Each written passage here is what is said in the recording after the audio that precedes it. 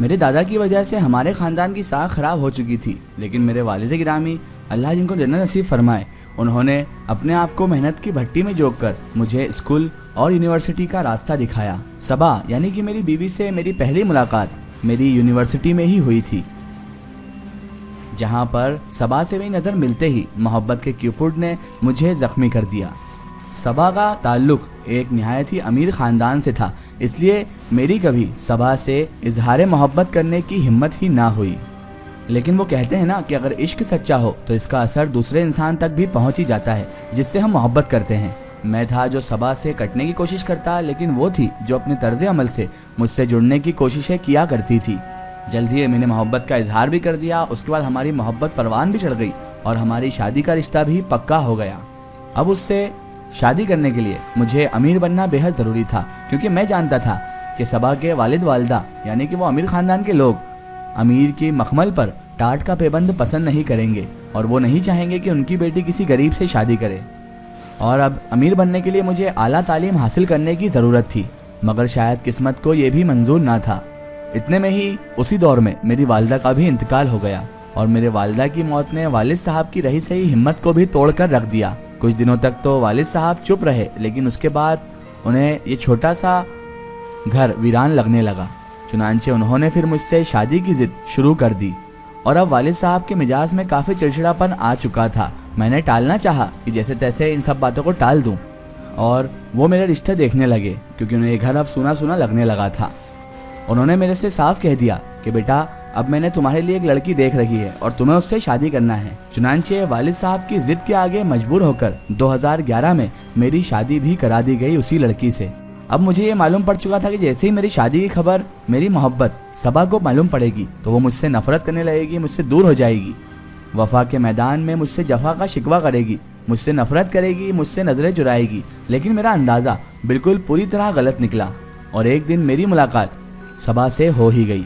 जिस shopping mall में मैं काम करता था वो उसी मॉल में शॉपिंग करने आई थी। जैसे ही उसकी नज़र मुझ पर पड़ी तो मुझे देखकर सीधा वो मेरे काउंटर पर आ गई। मैंने उसे देखकर कतराना चाहा और मैं शर्मिंदा भी था, तो मैं नज़रें नहीं मिला पा रहा था और कतरा रहा था, लेकिन मैं मजबूर था, काउंटर तो छोड़ भी नहीं सकता था।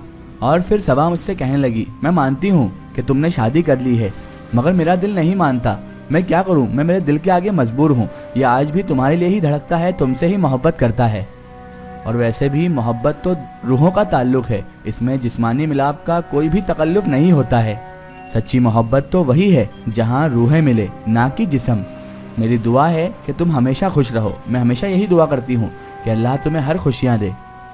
उसकी ये बातें, सबा की ये दिलफरेब बातें मेरे दिल पर चोट का असर कर गई थी और मेरे दिल में बिजली गिरा गई थी। और इस मुलाकात के बाद मेरा ज़मीर हर वक्त मुझे मलामत करता रहता और उस मुलाकात के बाद मैं हर वक्त सबा के बारे में ही सोचा करता था। और मेरी बीवी से बिस्तर में हिस्सेदारी के सिवा मेरा कोई भी ताल्लुक अब बचा नहीं था और जहनी तौर से मैं उसके संग हमाहंग ना हो सका, क्योंकि मेरी मर्जी से मेरी शादी नहीं हुई थी और मैं किसी और से मोहब्बत के ख्वाब देखता था। और मेरे ख्वाबों को मेरे वालिद साहब की जिद ने चूरम चूर कर दिया था और मैं सबा से बेहद मोहब्बत करता था और उसी से शादी करना चाहता था। हमने शादी की कस्में और वादे भी करे थे, लेकिन मेरे वालिद साहब की जिद के आगे मैं हार गया और मैंने सबा को धोखा दे दिया, ना चाहकर भी धोखा दिया। और बस ये जो मेरी वाइफ थी, जो अभी मुझसे ज़बरदस्ती शादी हो चुकी थी, ये सिर्फ मेरे बाप के एक वादे का नतीजा थी और मैं किसी भी तरह से अब इससे पीछा छुड़ाना चाहता था, लेकिन कुदरत को कुछ और ही मंजूर था। एक दिन वालिद साहब की तबीयत अचानक से ख़राब हो गई और मरते वक्त मेरे वालिद साहब ने मुझसे एक बहुत ख़तरनाक वादा ले लिया। उन्होंने कहा कि जब तक सायरा ज़िंदा है, यानी कि जो मेरी वाइफ है वो ज़िंदा है, तब तक मैं दूसरी शादी भी नहीं करूँगा और इसे कहीं पर छोड़कर नहीं जाऊँगा। क्योंकि वालिद साहब को शायद अंदाज़ा हो चुका था कि मैं अपनी बीवी को बिल्कुल भी पसंद नहीं करता हूँ और मैं किसी और से मोहब्बत करता था। और वालिद साहब भी ये जान चुके थे कि उन्होंने ज़बरदस्ती मेरी शादी कराकर सायरा की और मेरी दोनों की ज़िंदगियाँ बर्बाद कर दी हैं। और ना चाहकर भी मुझे मेरे वालिद साहब की आखिरी सांस लेते वक्त उनसे वादा करना ही पड़ा और ना चाहते हुए भी सायरा मुझसे फिक्स डिपॉजिट की तरह चिपक गई। और सबा से उस शॉपिंग मॉल की मुलाकात के बाद मुझे सायरा से नफ़रत मज़ीद बढ़ने लगी। अब मुझे उससे और ज़्यादा नफ़रत होने लगी थी अब मैं हर वक्त सबा के बारे में सोचा करता था कि वो अभी भी मुझे चाहती है। मैंने उसे धोखा दे दिया, शादी कर ली, लेकिन सबा है जो मुझसे इतनी मोहब्बत करती है, जो अभी भी मुझे चाहती है। मेरा दिल अब उसके लिए ही धड़कने लगा था। मेरे दिल में जो मोहब्बत मैंने दफन की थी वो वापस जागरूक होने लगी थी और अब मेरा दिल उसी के बारे में सोचे जा रहा था। और उसी याद और उसी मोहब्बत की वजह से मेरे ताल्लुकात सायरा से कमज़ोर होने लगे, ख़त्म होने लगे और मेरा काम में भी मन लगना बंद हो चुका था। यानी कि कुल मिला के मैं पूरी तरह से निकम्मा हो चुका था, जिसकी वजह से फिर मुझे शॉपिंग मॉल से, नौकरी से भी निकाल दिया गया। और जब मुझे नौकरी से निकाला गया तो फ्रस्ट्रेशन इतनी ज़्यादा थी कि उसका जिम्मेदार भी मैं अपनी बीवी यानी कि सायरा को समझने लगा कि इसी की वजह से मेरी नौकरी छूटी है, इसी की वजह से ये सब हो रहा है। ये तो हमारी किस्मत बड़ी अच्छी थी और गनीमत से दादाजी ने ये जिस घर में हम रह रहे थे, ये दादाजी ने तवाइफ पर नहीं लुटाया था, वरना दादाजी का बस चलता तो वो हमारी सब जायदाद बेचकर उस तवाइफ पर लुटा देते। अच्छा खासा बड़ा घर था हमारा, जिसमें हम 2 लोग ही रह रहे थे, एक मैं और एक मेरी बीवी सायरा। अब मैं पूरी तरह से निकम्मा और बेरोजगार हो चुका था। बेरोजगारी और पैसे की तंगी ने मुझे निहायत चिड़चिड़ा बना दिया और ज़्यादा परेशान कर दिया। तभी एक दिन मेरी बीवी ने मुझे मशवरा दिया और अच्छा ही मशवरा था, लेकिन उसने बात कुछ अलग अंदाज में कही और वो कहने लगी कि इतना बड़ा घर है हमारा, इसे बेचकर आप कुछ धंधे पानी ही डाल लें, कुछ काम की शुरुआत ही कर लें, कुछ आमदनी तो होगी कम से कम, हम तो किराए के घर में भी रह सकते हैं और बाद में जब हमारे पास उस धंधे पानी से, उस बिजनेस से पैसे आ जाएंगे तो हम हमारा मकान वापस से खरीद लेंगे।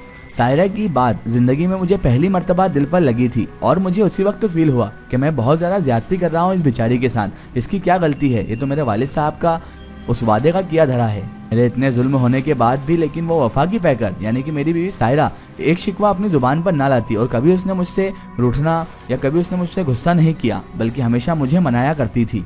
मेरी बस जुबानी करना, मेरा झड़पना और मेरा गाली गलौज करना सब बेचारी सायरा झेल जाया करती थी।